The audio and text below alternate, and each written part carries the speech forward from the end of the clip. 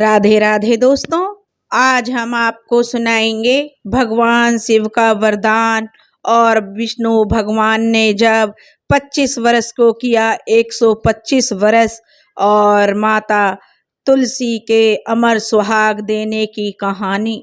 अगर आप हमारे चैनल पर नए हैं तो प्लीज़ हमारे चैनल को सब्सक्राइब करें, वीडियो को लाइक करें और शेयर करें। बहुत समय पहले की बात है। एक छोटा सा गांव था। उस गांव में एक ब्राह्मण और एक मछुआरा रहता था। उसी गांव में भगवान शिव का एक छोटा सा मंदिर था। उस मंदिर के लिए कहा जाता था कि इस मंदिर में जो कोई भी अपनी जो प्रार्थना भगवान से करता है या जो भी मन्नत मांगता है वह पूरी होती है। उस गांव में रहने वाले मछुआरे और ब्राह्मण के कोई संतान नहीं थी। दोनों हमेशा भगवान शिव से पुत्र प्राप्ति की कामना करते थे। बहुत दिनों तक प्रार्थना करने के बाद भी उन्हें कोई फल नहीं मिला। ब्राह्मण तो रोज भगवान शिव की पूजा करता था, परंतु उसकी पूजा का कोई उत्तर उसे नहीं मिल रहा था।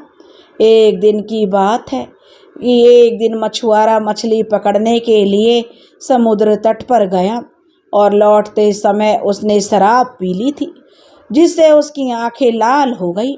और वह गुस्से में वह मंदिर के पास गया और भगवान से बोला कि हे भगवान, मैंने आपसे इतनी विनती की, फिर भी आप मेरी बात नहीं सुनते हैं। मैं आप पर विश्वास करता था, लेकिन आप विश्वास का फल अब तक नहीं दे पाए। आज मैं आपसे यह पूछता हूँ कि आप मुझे एक पुत्र देंगे या नहीं। अगर नहीं तो मैं इन मछलियों को शिवलिंग पर चढ़ा दूंगा। यह कहकर मछुआरा मंदिर में प्रवेश करने लगा। तब माता पार्वती ने भगवान शंकर से कहा कि हे स्वामी, यह मछुआरा मछलियाँ लेकर आपको अशुद्ध करने आ रहा है। आपको इसका समाधान करना पड़ेगा, नहीं तो हमें लोक में जो अपमानित होना पड़ेगा। आगे माता पार्वती ने कहा कि आप इतना समय क्यों लेते हो, जल्दी से उसे कोई पुत्र दे दो, नहीं तो वह आपको अशुद्ध कर देगा। माता पार्वती की बात सुनकर भगवान शिव मछुआरे को एक भविष्यवाणी करते हैं कि हे मछुआरे, जाओ, तुम्हारे 5 पुत्र होंगे। भविष्यवाणी सुनकर मछुआरा बहुत खुश हो गया। उसने भगवान शिव को प्रणाम किया और वह खुशी की बात थी, वह जल्दी से घर गया खुशी खुशी, और अपनी जो भविष्यवाणी हुई वह सारी बात उसने अपनी पत्नी को बताई।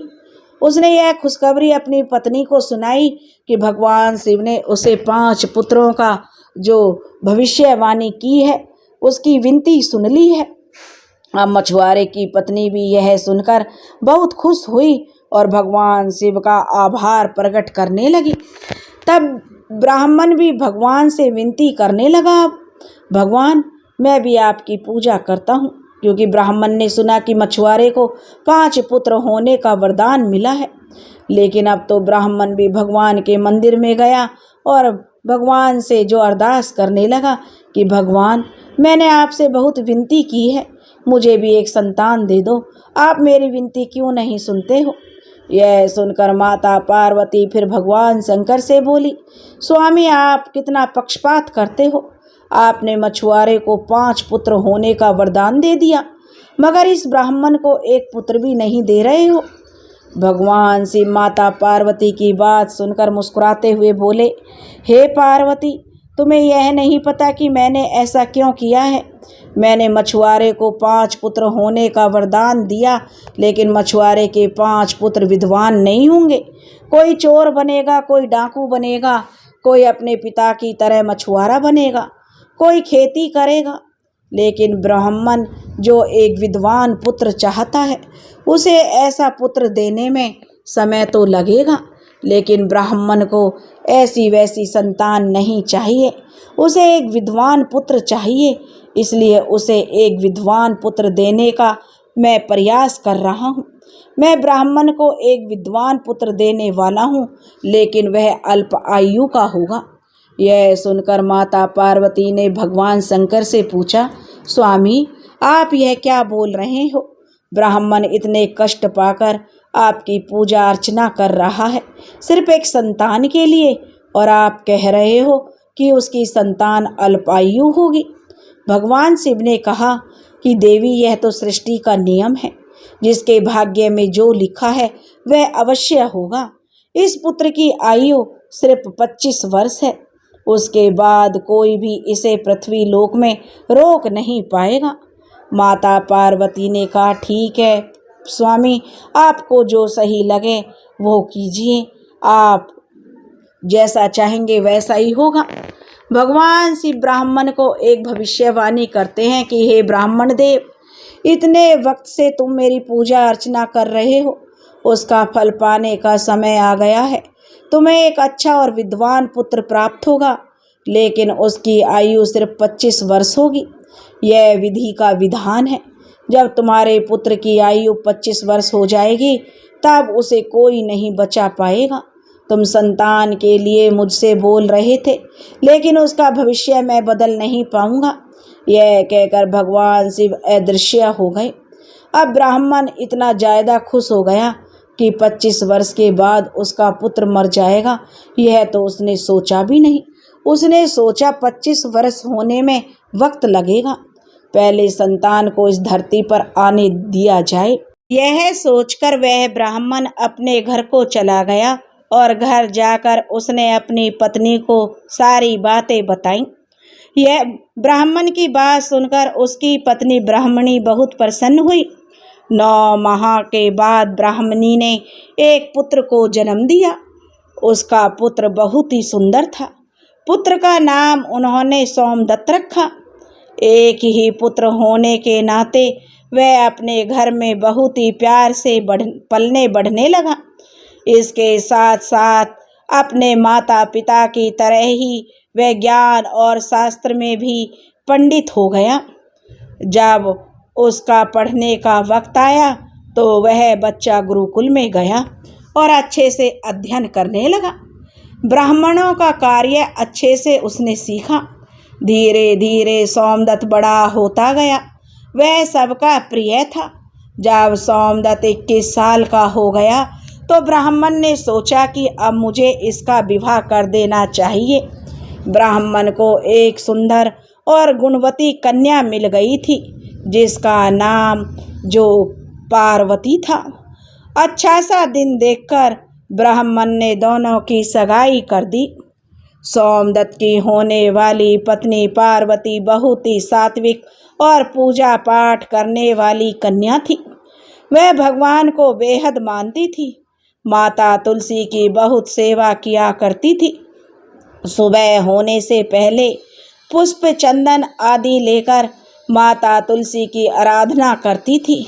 माता तुलसी को सुंदर पुष्प और रंगोली से सजाया करती थी। जब माता तुलसी भ्रमण के लिए पृथ्वी लोक गईं तो चारों तरफ अंधेरा छाया हुआ था। तब माता पार्वती के घर गईं तो उसे देखकर उन्हें खुश हो गईं कि इस राज्य में सिर्फ पार्वती ही है जो माता तुलसी की इतनी सेवा करती है। अब माता तुलसी अपने भक्त को वरदान देने के लिए पृथ्वी लोक पर गईं और वह पार्वती की पूजा से बहुत संतुष्ट थी। तुलसी माता ने पार्वती को सदा सुहागन होने का वरदान दिया। पार्वती माता तुलसी से आशीर्वाद पाकर बहुत खुश हो गई। लड़कियों के लिए सुहागन होकर जीना सबसे बड़े पुण्य की बात है। इस आशीर्वाद को पाकर पार्वती बहुत खुश हो गई। उसने अपने माता पिता को यह बात बताई। यह सुनकर पार्वती के माता पिता भी बहुत ही प्रसन्न हो गए। अब क्या था, पार्वती और सोमदत्त की शादी हो गई। जब सोमदत्त की आयु 25 वर्ष होने वाली थी तो उसकी मृत्यु सुनिश्चित थी कि 25 साल का होने के बाद वह मृत्यु को प्राप्त हो जाएगा। अब 25 साल का होने में सोमदत्त को सिर्फ 2 ही दिन बचे थे। उधर ब्राह्मण और ब्राह्मण की पत्नी रोने लगे कि अब क्या होगा। सोमदत्त और पार्वती को यह सब बातें नहीं बताई गई थी। सोमदत्त की मृत्यु को सिर्फ अब 2 ही दिन बचे थे। कौन से माता पिता होंगे जो अपने पुत्र की मृत्यु के मुख में छोड़कर प्रसन्न होंगे। वह भी इसी तरह से दोनों दुखी हो गए, लेकिन वह कर भी क्या सकते थे। जो होना था वह हो गया और जो होने वाला है वह अवश्य होगा। वे जब पार्वती के बारे में सोचते तो और ज़्यादा दुखी होते कि इतनी कम उम्र में एक गुणवती और संस्कारी सुंदर कन्या विधवा हो जाएगी तो वह अपने पति के बिना कैसे जी पाएगी। मृत्यु तो सृष्टि का निरंतर सत्य है। जब पार्वती ने अपने ससुर और सास को इस अवस्था में देखा तो वह पूछने लगी, माताजी, पिताजी, आप उदास क्यों हैं। सोमदत्त भी अपने माता पिता को उदास देखकर यह सब पूछने लगा कि पिताजी, माँ, आप दुखी क्यों हो। क्या कारण है जो आप इतने दुख में हैं। आप मुझे क्यों नहीं बताते हैं। लेकिन ब्राह्मण और उसकी पत्नी क्या बोलते, वे तो पहले से ही दुखी थे। सोमदत्त और पार्वती को इस बारे में कैसे बताएं। फिर सोमदत्त ने कहा कि पिताजी, अगर आप मुझे सब कुछ नहीं बताएंगे तो मैं आत्महत्या कर लूँगा। यह सुनकर ब्राह्मण ने कहा, पुत्र, तुम यह सब क्या कह रहे हो। भगवान मुझे ऐसे भी तुमसे दूर कर रहे हैं। यह सुनकर पार्वती ने कहा कि पिताजी, यह सब आप क्या बोल रहे हैं। हम कुछ समझ नहीं पा रहे हैं, हमें सच सच बताओ। ब्राह्मण ने कहा कि हे पुत्री, यह बात सत्य है कि भगवान ने मुझे एक पुत्र का वरदान दिया था, लेकिन उसके साथ साथ यह भी बताया था कि यह पुत्र जब 25 साल का हो जाएगा तब यह मृत्यु को प्राप्त हो जाएगा। यह सुनकर पार्वती और सोमदत्त दोनों आश्चर्यचकित हो गए। फिर सोमदत्त ने कुछ पल सोचा और ब्राह्मण पुत्र ने कहा कि आप इसलिए चिंता कर रहे हो पिताजी, जो होना है वह तो अवश्य होगा। यह तो सृष्टि का नियम है। आपके इस तरह रोने से कुछ नहीं हो सकता, या हमारे रोने से कुछ बदल तो नहीं जाएगा। पार्वती ने कहा, नहीं नहीं जी, ऐसा नहीं हो सकता, क्योंकि मुझे तुलसी माता ने वरदान दिया था मैं हमेशा सुहागन रहूं। आप मुझे छोड़कर नहीं जा सकते। हमें कुछ करना चाहिए ताकि तुलसी माता का वरदान सही साबित हो जाए। ब्राह्मण और ब्राह्मणी ने कहा कि अब हम क्या कर सकते हैं पुत्री। यह सुनकर सोमदत्त की पत्नी बोली कि हमें कुछ भी करके अपने सुहाग की रक्षा करनी होगी, इन्हें बचाना होगा, क्योंकि माता तुलसी का वरदान कभी भी निष्फल नहीं हो सकता। हमें कुछ ऐसा करना होगा कि माता तुलसी का वरदान सही हो जाए।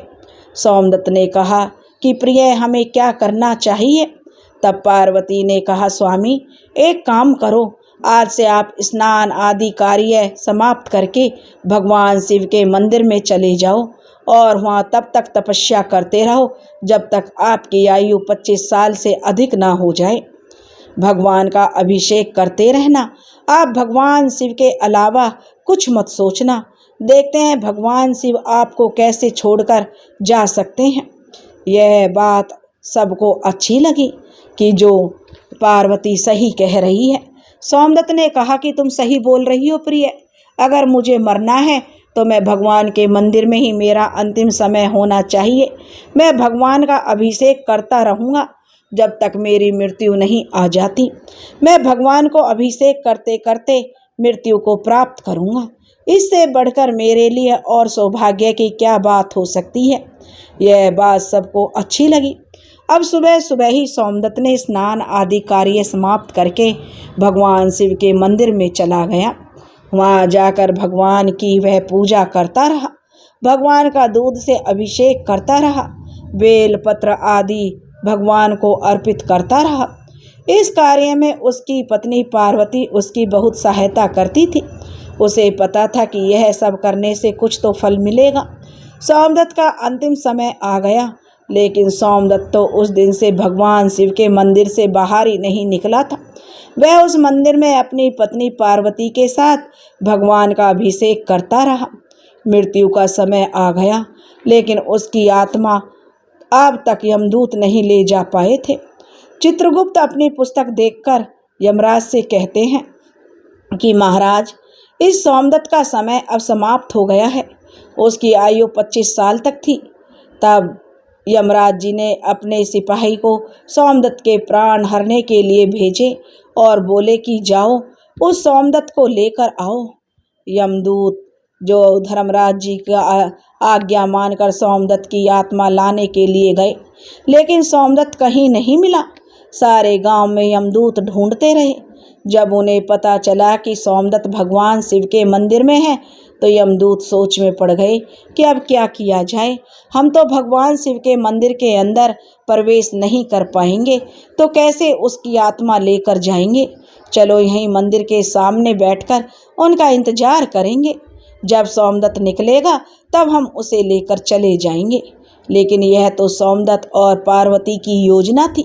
वह तो मंदिर से बाहर निकलने के लिए गए ही नहीं थे, इसलिए मंदिर से बाहर नहीं निकले। अब बेचारे यमराज के यमदूत करें तो करें क्या। भगवान शिव के मंदिर में प्रवेश करने का अधिकार किसी यमदूत का नहीं है। वह सब चिंता में पड़ गए कि अब क्या होगा। यह तो सृष्टि के नियम में बाधा उत्पन्न हो रही है। समय धीरे धीरे खिसकता जा रहा था, लेकिन अब तक यमदूत वापस नहीं लौटे, तो उधर स्वर्ग में भी हलचल मच गई। स्वयं यमराज जी भी अब चिंतित हो गए। इसी समय यमदूत यमराज के पास पहुँचे और यमराज जी को सारी बातें बताई। वह भगवान शिव के मंदिर में अभिषेक कर रहा है। हम तो मंदिर के अंदर नहीं जा पा रहे हैं महाराज, क्योंकि हमें वह अधिकार वहाँ जाने का नहीं है। अब हम क्या करेंगे। यह सुनकर यमराज जी क्रोधित हो गए और इस सोमदत्त ने तुम सबको परेशान करके रखा है, अब तुम सब देखो मैं क्या करता हूँ। यह कहकर यमराज जी अपने भैंसे पर बैठकर जो पृथ्वी लोक पर चले गए।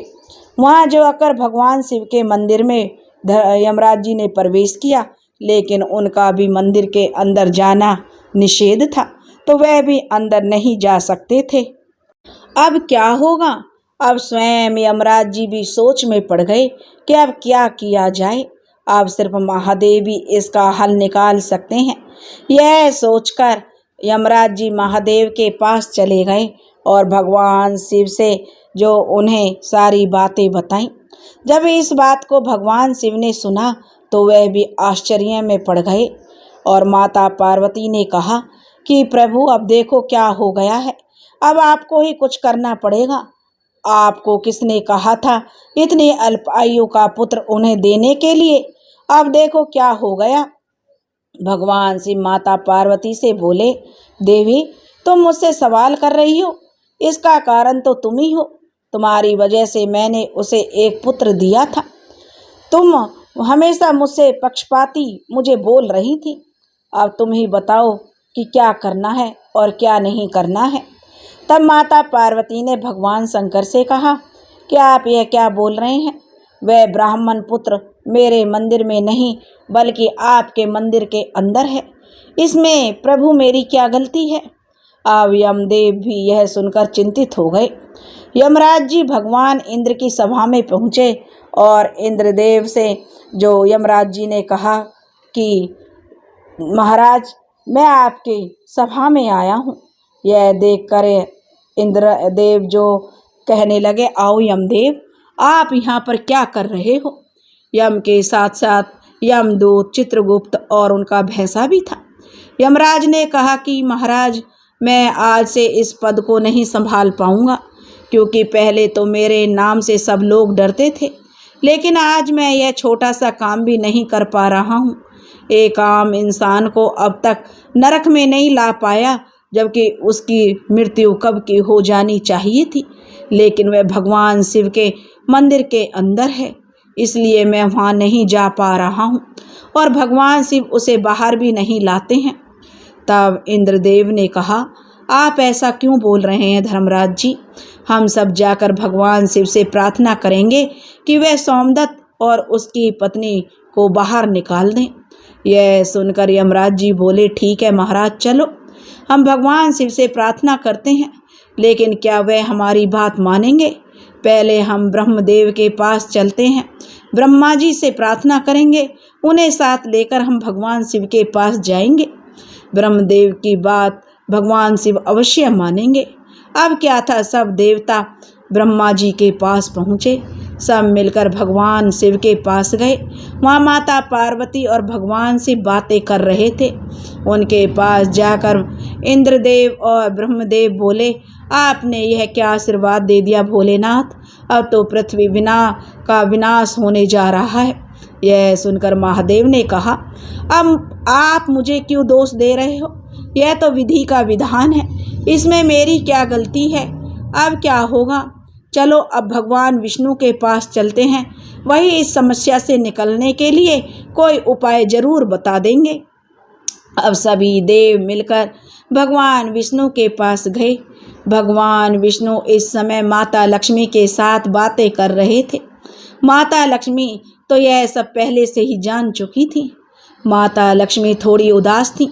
भगवान विष्णु ने पूछा कि प्रिय, आज तुम उदास क्यों हो? तब माता लक्ष्मी ने कहा, प्रभु, अगर आप मेरी बात मानोगे तो मैं आपको बताऊंगी। भगवान विष्णु ने कहा, प्रिय, आप निश्चिंत होकर बताओ, मैं आपकी सारी बातें मानूंगा। तब माता लक्ष्मी ने कहा, नहीं नहीं प्रभु, आप पहले वचन दो, उसके बाद ही मैं आपको बताऊंगी। भगवान विष्णु माता लक्ष्मी को वचन दे दिए और माता लक्ष्मी ने कहा कि हे प्रभु, देवी तुलसी कुछ दिन पहले पृथ्वी लोक पर भ्रमण के लिए गई थी।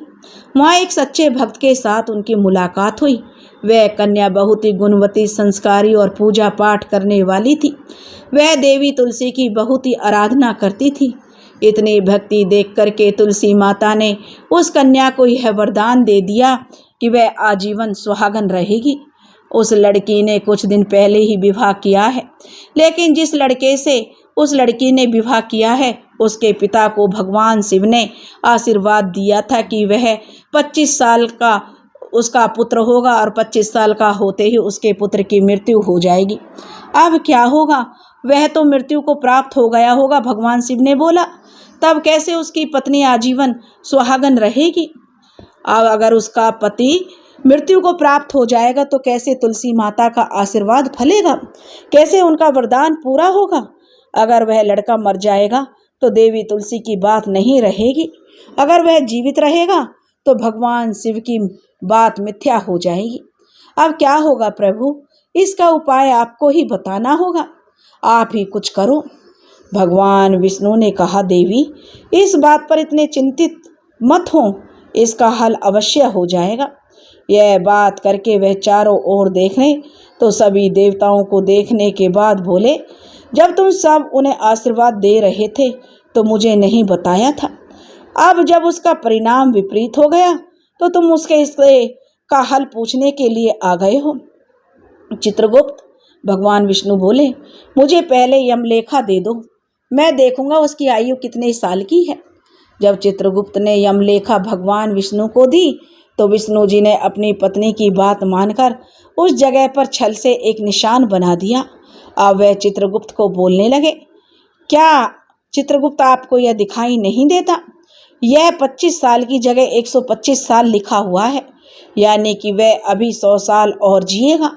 आप किसी निर्दोष प्राणी को मौत का सामना करने के लिए बाध्य कर रहे हो। सभी देवताओं ने देखा कि भगवान विष्णु सही बोल रहे हैं। चित्रगुप्त ने फिर से देखा, विष्णु जी तो सही बोल रहे हैं, शायद मुझसे ही कोई समस्या हो गई थी, इसलिए मुझे कुछ अलग दिखाई दिया। चित्रगुप्त ने सभी से माफ़ी मांगी और आगे ऐसा कुछ ना करने का वचन देकर चले गए। अब माता तुलसी खुश थी। अब ब्राह्मण पुत्र और उसकी पत्नी मंदिर से जो बाहर आ गए, क्योंकि उसके 25 साल बीत चुके थे, नया दिन आ चुका था और मंदिर से बाहर निकल आए और 100 साल तक पति पत्नी ने अपना जीवन आनंद के साथ गुजारा। और कहते हैं ना, अंत भला तो सब भला। सभी देवता एक हो जाएं, पर लेकिन सच्ची भक्ति है तो भगवान उसकी मदद जरूर करते हैं। भक्ति की शक्ति अनोखी है, उसमें कभी भी कोई नहीं हार सकता। जिसकी भक्ति सच्ची, लगन सच्ची, प्रभु हर हाल में उसकी मदद करते हैं। तुलसी माता का वरदान फलित हुआ। दोस्तों, ऐसे ही एक सुहागन ने यमराज से अपने पति की रक्षा की। हे यमराज देवता, हे विष्णु भगवान, हे तुलसी माता, जैसे आपने पार्वती के पति की रक्षा की, उसे अमर सौभाग्य दिया, ऐसे ही जो यह कहानी कह रहे हैं और जो यह कहानी सुन रहे हैं, उनके भी पतियों की रक्षा करना, उनके भी घर में अन्न धन के भंडार भरना उनकी भी सदा रक्षा करना। बोलो तुलसी माता की जय, बोलो विष्णु भगवान की जय, बोलो माता लक्ष्मी की जय, बोलो शिव शंभु भोलेनाथ की जय, बोलो माता पार्वती की जय। दोस्तों, अगर आपको यह कहानी पसंद आई हो तो प्लीज़ हमारे चैनल को सब्सक्राइब करें, वीडियो को लाइक करें और शेयर करें। राधे राधे।